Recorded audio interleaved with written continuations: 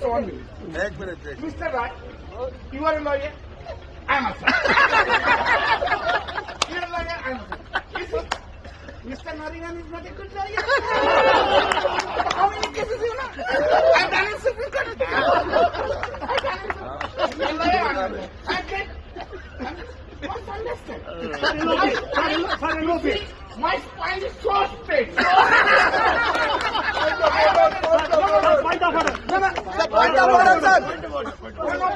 You, Mr. Gandhi, you must understand. You must understand that I have been appointed here only to save Narendra Modi. I understand it. My spine is sick. My spine is very straight. Very straight. I'm so tall. I'm so tall.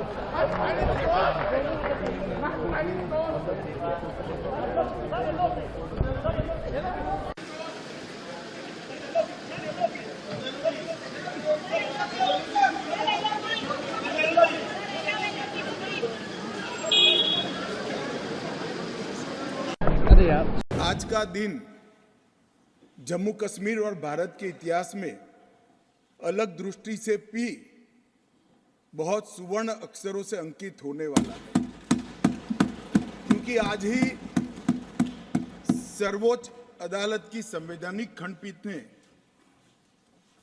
धारा 370 को समाप्त करने का और जम्मू कश्मीर राज्य के पुनर्गठन का विधेयक, जो मैं 5 अगस्त 2019 को इस सदन में मोदी जी के लिए गए निर्णय के अनुमोदना में लेकर आया था, वो बिल लाने की मंशा, बिल का संवैधानिक रूप से स्वीकार और पूरी प्रक्रिया को भी माननीय सर्वोच्च अदालत ने संवैधानिक घोषित किया है, सर्वानुमत से किया।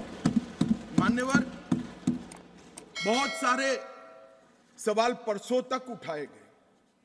परसों भी लोकसभा में कहा गया कि ये बिल अभी लंबित है, क्यों जल्दबाजी में ला रहे हैं, सुप्रीम कोर्ट न्याय करेगी, आपको राह देखनी चाहिए।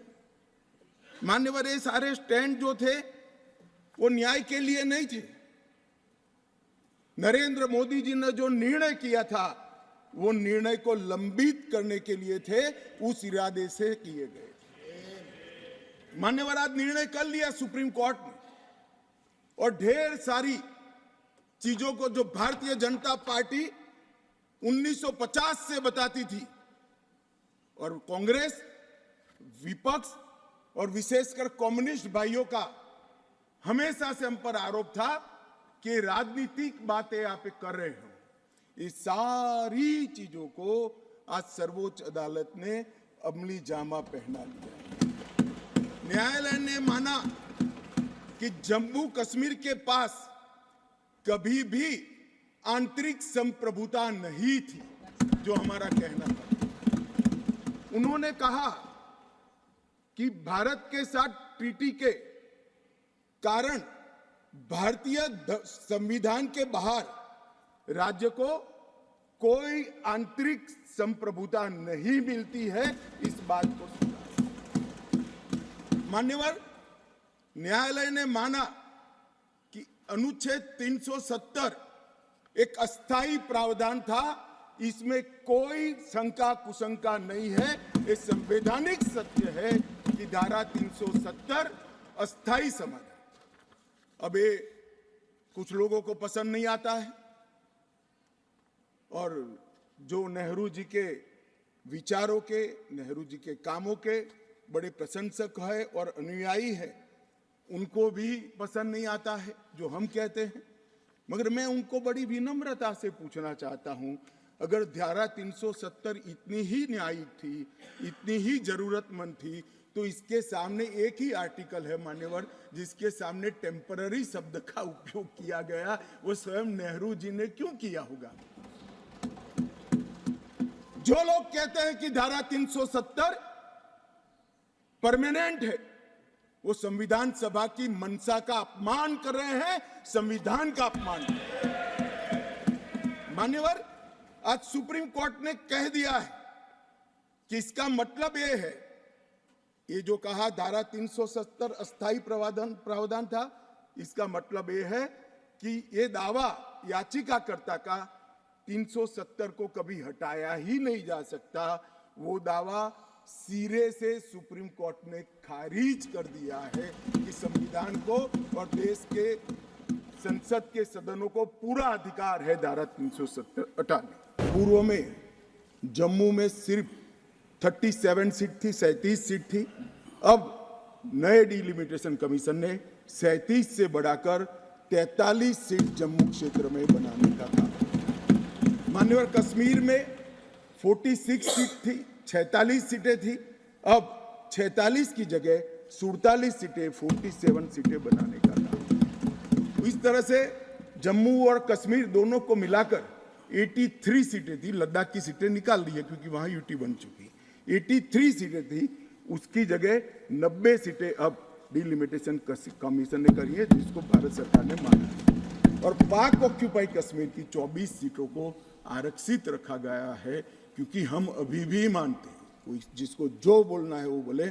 इस सदन में बोला हुआ शब्द इतिहास बनता है। मैं आज फिर से कहना चाहता हूं, पाक ऑक्यूपाई कश्मीर भारत का है, हमारा है और हमसे कोई नहीं चाहता। मान्यवर हमने 24 सीटें पाक ऑक्यूपाई कश्मीर के लिए सुनिश्चित की है। दिग्विजय सिंह ने कहा, माननीय सदस्य ने कहा कि भाई इसमें स्पष्टता नहीं है, इनको कितनी मिलेगी, इनको कितनी मिलेगी।